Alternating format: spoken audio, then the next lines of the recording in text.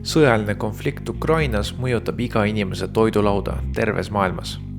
Nimelt Ukrainas ning Lõuna-Venemaal on ühed maailma viljakamad mullad, kus kasvatatakse põllumajandustooteid, mida eksporditakse pea igasse riiki. Näiteks Venemaa koos Ukrainaga 2019. aastal eksportisid pea veerandi kogu maailma teraviljast. 24. veebruaril, kui Venemaa alustas täisulatuslikku sõjategevust Ukraina territooriumil, üleöö kahekordistus teravilja hind maailmaturgudel. Selle sõjaga on seotud kaks osapoolt, kes mõlemad on väga märkimisväärsed teravilja eksportöörid maailmas. Ja lisaks teraviljale veel ka mitmed muud kultuurid. Jutt on siis praegu nisust, odrast, samuti lisaks sellele maisist ja enne imet isegi sellist asjast nagu sooja. Ja muidugi päevalilled ja päevalille seemned ja päevalille õli, mis on täiesti omaette väärtuses mõlema riigi poolt, sellepärast, et sellel on tähendus loomakasvatusel väga suur. 80% Euroopa loomakasvatusest kasutab ühel või teisel viisil kas Venemaalt või Ukrainast pärit päevalille põhiseid või siis teravilja põhiseid loomasöötasid. Siis see sõda on tegelikult pannud need tarneahelad hästi pingelisse olukorda.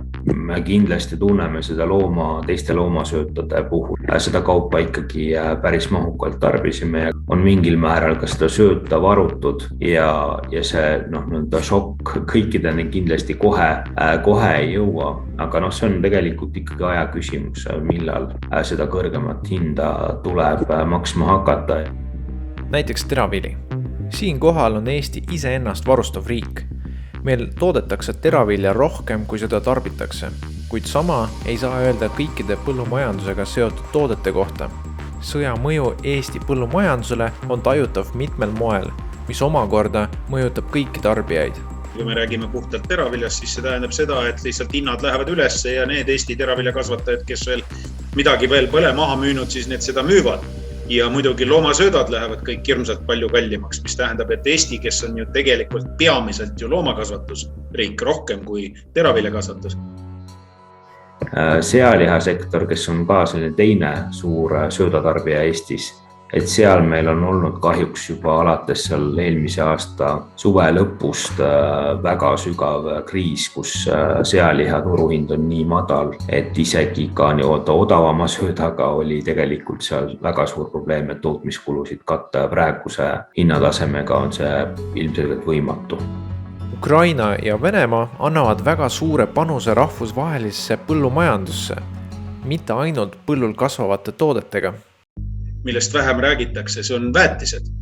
Väetised, mida kolmandik Euroopa väetistest tuleb Ukrainast ja Venemaalt ja mujal maailmas on piirkondi, kus isegi suurem osa tuleb. Näiteks India tuleb ligi 60% väetisid Venemaalt. Nende väetiste ära kukkumine Ukrainast sellepärast, et ei saa lihtsalt midagi välja vedada ja eelkõige Venemaalt, kus on kõige suurem väetistootmine, sellepärast, et see on sanktsioonide all ühel või teisel viisil, siis see tekitab täiendava surve põllumajandusele, sellepärast, et praegu hakkab külviperiood põhjapoolkeral ja on vaja ka väetist panna selleks, et saada tootlust, et saada paremat saaki. Aga seda ei õnnestu praegu teha väga paljudel juhtudel või läheb see jälle nii palju kallimaks. Väetishinnad on 1,8 korda kasvanud vähemalt juba praegu. Maailmas on palju riike suure rahvaarvuga, millel puuduvad viljakad mullad või kliima ei võimalda piisavas koguses toota toiduaineid. Tänu arenenud rahvusvahelisele kaubandusele kõik puuduolev on võimalik sisse osta, kuid sõda Ukrainas on piiranud seda võimalust.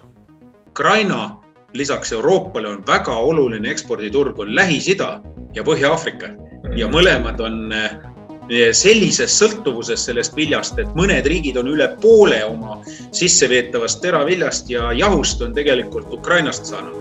Ja kui nüüd see ei tule, siis tekib seal esiteks nii-öelda puudujääk, defitsiit, teiseks sõna otseses mõttes ka hinnahüpe. Ja praegus seisuga tegelikult see on võib-olla maailmaturu hindade seisukohast üks olulisemaid driverid, miks see hind on üles läinud ja on saavutanud selle lae, mis enne seda viimane kord oli 2011. aastal. Nüüd häda on selles, et sellele järgnes 2011. aasta hinnahüppele ja liiga kõrgetele hindadele ja teatud defitsiidile eelkõige Lähis-Idas järgnes Araabia kevad. Ja praegu tundub, et natukene aetakse seda asja ka sinnapoole teadlikult venelaste poolt, sest Panamast tulid andmed, et ligi 200 laeva on kinni Mustal merel, venelased hoiavad kinni, ei lase neid laadida, ei lase neid sõita välja ja see on päris märkimisväärne kogus ja need laevad valdavalt just Mustalt merelt ongi minemas Lähis-Itta ja Aafrikasse. Nii et maailmas olukord pingestub eriti vaestes riikides ja sõdivates riikides ja sellepärast see protsess on väga valus. Kindlasti, üheks suureks küsimuseks on, kaua see kriis põllumajanduses kestab. Kas tegu on lihtsalt paanikaga turul või pikaajalise probleemiga? Lisaks, hetkel on veel teadmata, millal sõda lõpeb.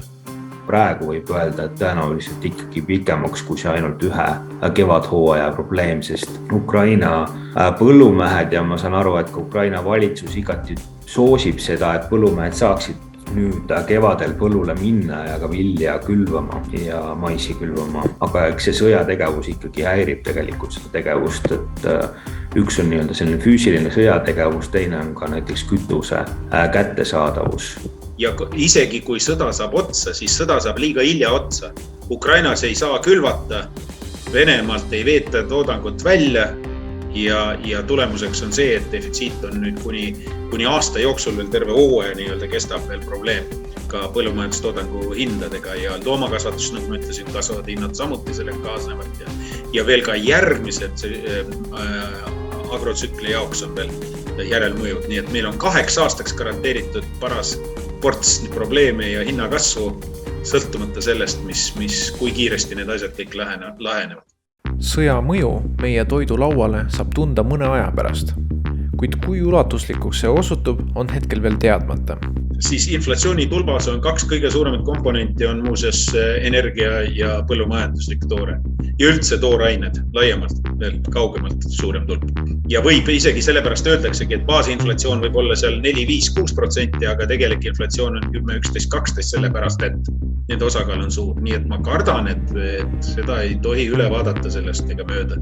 See on väga valus praegu ja me peame sellega elama ka edaspidi.